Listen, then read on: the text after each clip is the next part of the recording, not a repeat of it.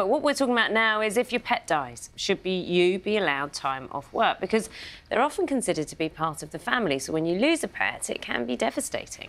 Nearly 3/4 of pet owners say it can be as difficult to grieve for an animal as it is for a person. But does that mean your boss should give you time off?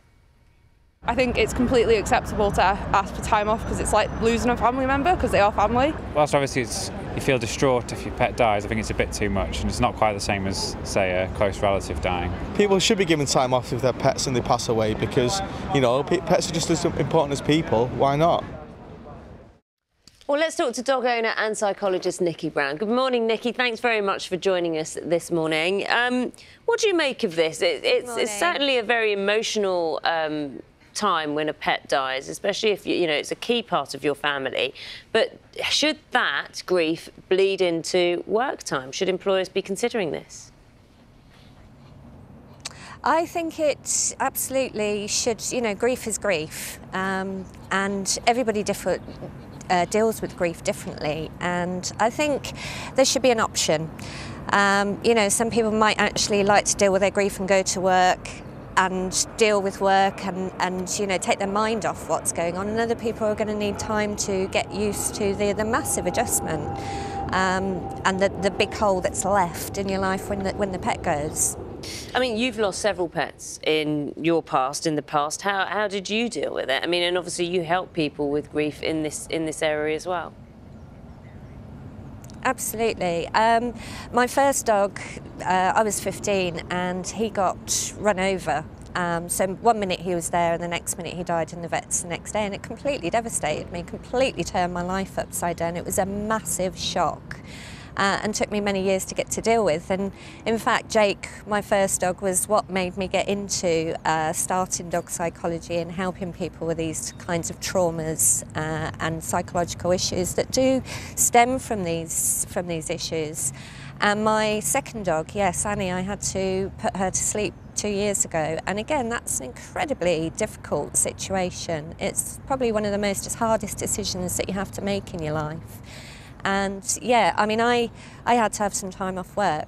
It was, you know, it devastated me. Me and Annie we were life partners, we were work partners. It was just me and her, you know. So when she left, yeah, I had to adjust to life on my own again. And I think, you know, for employers just to be able to give people the option, you know, if people are suffering with the grief, I think it's, you know, like anything, they're not going to be able to work and function properly. So I think the option should be there, you know, a choice. And definitely, as I say, I think grief is grief, and whether it's a human or an animal, they're an integral part of the love that you have and the family unit that you have. And I hear the rationale of what you're saying, and I've lost 3 cats in the last 2 years, and I was very fortunate when one of them died. I was told over the phone by the vet, told my boss at the time, and I was allowed to go home. In fact, I was urged to go home because I was so upset. But what I did also feel was slightly embarrassed about being so upset about a cat when perhaps someone else wouldn't understand that. Where does the line of understanding be drawn? I mean, is there the same grief you have, say, for a hamster or a gerbil or a goldfish as you would have for a dog? Or a cat, maybe. Do you see what I mean? Without being unsympathetic, where do you draw the line?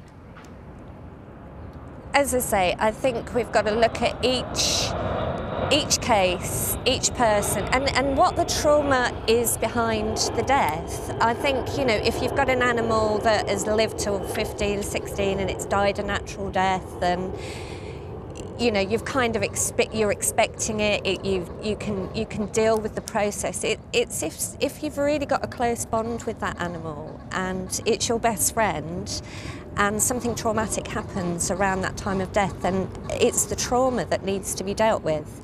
Any kind of trauma can have a detrimental effect on the way that we run our lives. What advice would you give, Nikki? Just briefly, people are watching. Unfortunately, someone would have lost an animal very close to them. What is the best way to deal with it if, in terms, you have to go to work and to approach your boss, for example? I would explain that, you know, I'm struggling with this grief. I'm really finding it hard to adjust. I'm finding it difficult to be around people, to be able to function, to do my job properly. Could I have some time off, some leave to tend to this massive adjustment in my life? Good advice. Nikki, thank you very much for joining us. Nikki Brown there was talking to us from Richmond.